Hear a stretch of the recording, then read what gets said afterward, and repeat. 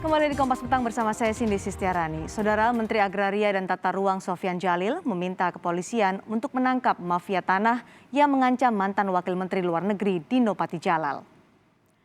Menteri Agraria dan Tata Ruang serta Badan Pertanahan Nasional Sofyan Djalil meminta kepada penegak hukum, khususnya Satgas Mafia Tanah yang dibentuk oleh Polri untuk menangkap pengancam Dino Patijalal yang diduga dilakukan salah satu tersangka mafia tanah di Indonesia. Sofyan Djalil juga menegaskan akan terus mengejar para mafia tanah dan kejahatan di bidang pertanahan sehingga tidak ada lagi kasus penyerobotan tanah yang menjadi komitmen Presiden Joko Widodo.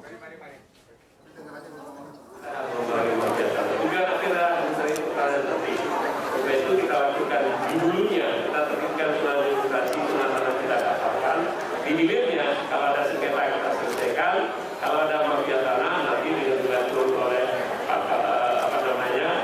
oleh Pak Kapolda dan Pak Kapolri sangat komit dalam hal ini. Kami miliki mafia tanah di BPN. Saya yakin itu akan tertib.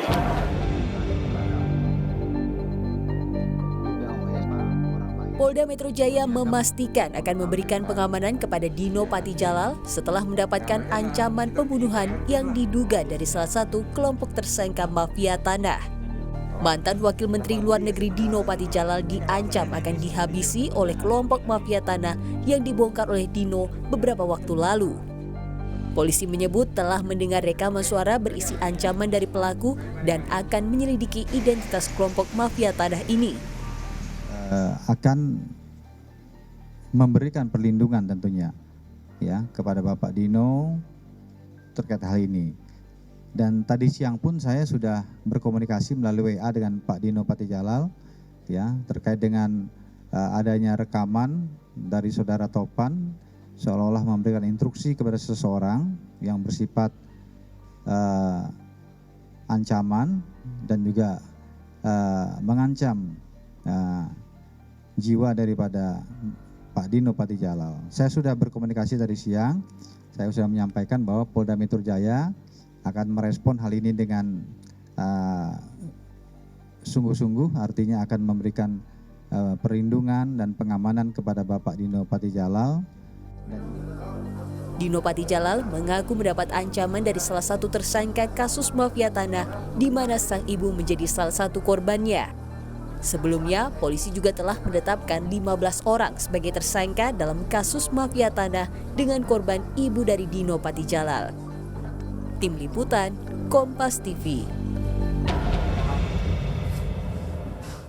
Lebih lengkap saudara, kami terhubung dengan mantan Wakil Menteri Luar Negeri Dino Patijalal. Selamat sore Pak Dino. Pak Dino, selamat sore. Kami belum mendengar suara Pak Dino. Bapak bisa mendengar suara saya? Selamat sore, Cindy. Baik. Bisa. Sudah terdengar Pak Dino. Jadi Pak Dino mungkin bisa ceritakan kepada kami, ancaman seperti apa yang Bapak dapatkan dari mafia tanah ini? Yang saya dapatkan sebetulnya adalah bocoran ya. Jadi bocoran dari orang yang disuruh untuk menghabisi saya dan kebetulan yang disuruh itu adalah tersangka yang juga sudah kapok gitu. Jadi mengenai bagaimana caranya itu saya serahkan kepada polisi untuk menyelidikinya. Tapi pemberi instruksi itu sudah jelas, namanya juga sudah ada di media ya, karena dia sekarang sudah ditahan, sudah 3 bulan ditahan ya. Namanya Mustafa atau Topan, dan dia memang salah satu pemain kunci dari sindikat tanah gitu. Dan sekarang dia menjadi gelap mata atau kalap karena perannya mulai terbongkar satu persatu. Dan karena itulah dia memberikan instruksi tersebut. Ancamannya seperti apa Pak Dino?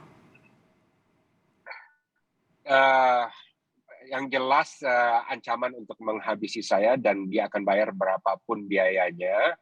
Nah detailnya tentu saya serahkan ke polisi untuk mencari tahu bagaimana detailnya. Sebetulnya saya ada ide, saya ada indikasi seperti apa, tapi lebih baik tidak saya beberkan di sini karena itu tugas polisi untuk mencari tahu, menyelidikinya. Pak Dino tadi menyebutkan bahwa orang yang mengancam Pak Dino bernama Mustafa atau Topan. Bagaimana Anda bisa menduga dia adalah orang yang Anda tuju adalah Mustafa atau Topan itu, dan siapa orang yang disuruh untuk menyampaikan ancaman itu kepada Pak Dino?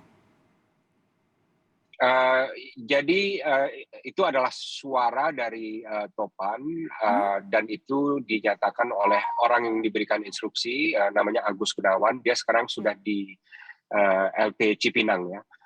Jadi dia bisa konfirmasi itu suara dari Topan dan saya juga bisa mendapatkan verifikasi bahwa itu suara dari Topan. Dan memang dia dikenal sebagai salah satu pemain kunci dari sindikat ini, gitu kan. Tapi tidak akan sulit untuk membuktikan bahwa itu dia. Jadi orang yang mengancam Pak Dino saat ini berada dalam penjara, dan dia mengeluarkan ancaman itu kepada Pak Dino. Dia mencoba melakukan.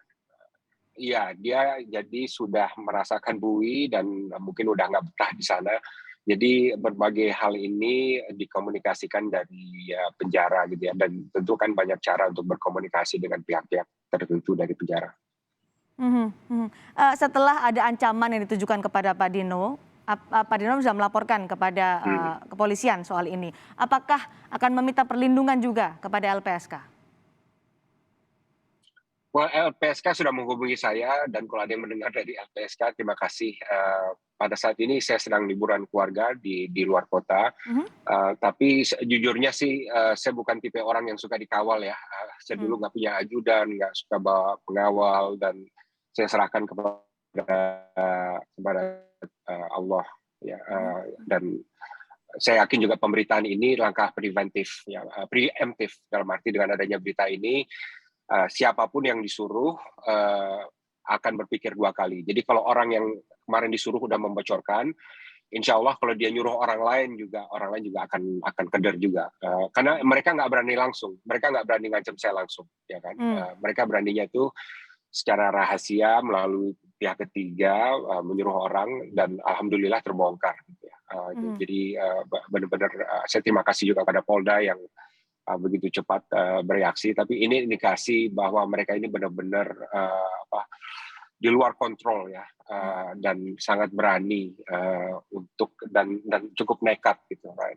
Jadi mudah-mudahan bisa disikat habis dan tuntas oleh polisi sindikat tanah ini sesuai instruksi Presiden dan sesuai instruksi Kapolri. Oke, orang yang mengancam Pak Dino saat ini berada di penjara. Pak Dino sudah melaporkan ke polisi. Apa yang direspon polisi soal laporan dari Pak Dino ini? Saya sudah ketemu dengan Kapolda juga, dan juga bicara dengan Pak Kahumas Polda, Pak Zulpan, ya, dan juga dengan Direktur Krimum, Pak Tubagus.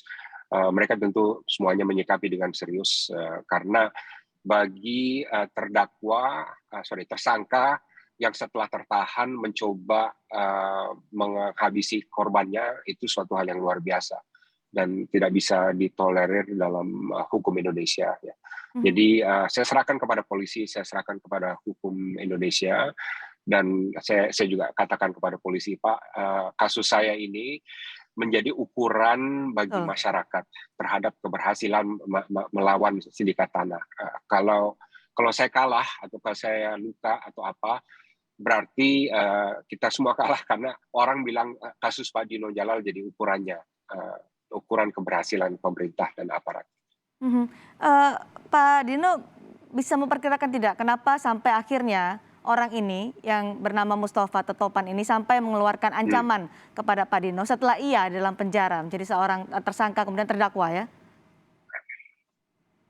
Ya, sebenarnya lebih dari ancaman. Ini adalah instruksi ya, instruksi untuk menghabisi saya, karena dalam keluarga saya ini yang bisa melawan hanya saya.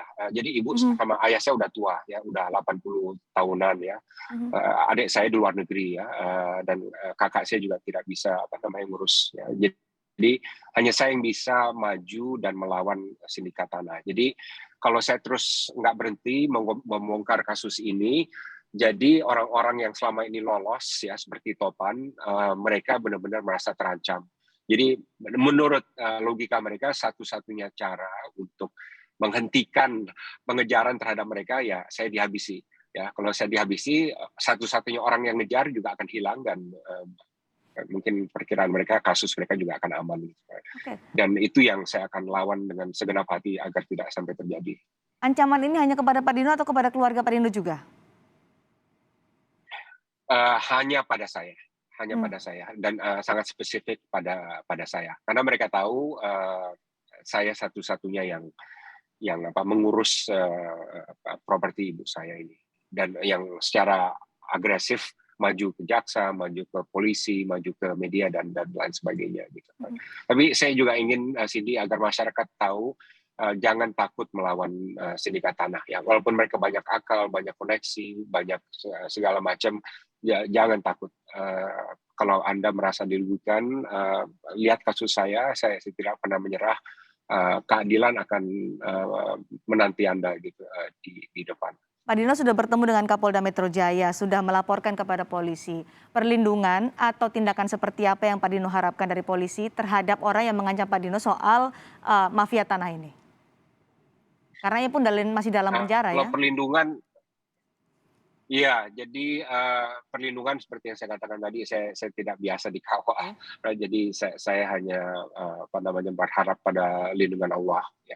Tapi kalau dari polisi, saya berharap mereka bisa mengusut kasus ini dengan tuntas agar ada efek jera dan bagi pengadilan nanti memberikan hukuman yang seberat-beratnya agar orang-orang yang merasa dirinya di atas hukum ya bisa mempermainkan hukum, bisa mengancam korban dan saya anaknya gitu ya, agar mereka benar-benar kena batunya gitu, dan dihukum seberat-berat mungkin karena ini yang diinginkan. Tindakannya harus cepat karena orangnya sudah jelas dan dia ada dalam penjara, begitu ya Pak Dino harapannya? Benar, instruksinya jelas, ya, caranya juga jelas, yang disuruh juga jelas, ada rekamannya dan rekamannya ada banyak ya. Jadi saya kira buktinya sudah telak gitu ya. Dan dia nggak bisa menghindar lagi. Baik, ini juga menjadi penantian bagi apa yang dilakukan oleh pihak kepolisian juga terkait untuk memberantas mafia tanah karena kasusnya tidak hanya menerpa Pak Dino, tapi juga banyak orang melaporkan soal kasus mafia tanah ini bisa dituntaskan oleh pihak kepolisian. Terima kasih Pak Dino Patijalal, mantan Wakil Menteri Luar Negeri sudah bergabung bersama kami di Kompas Petang hari ini.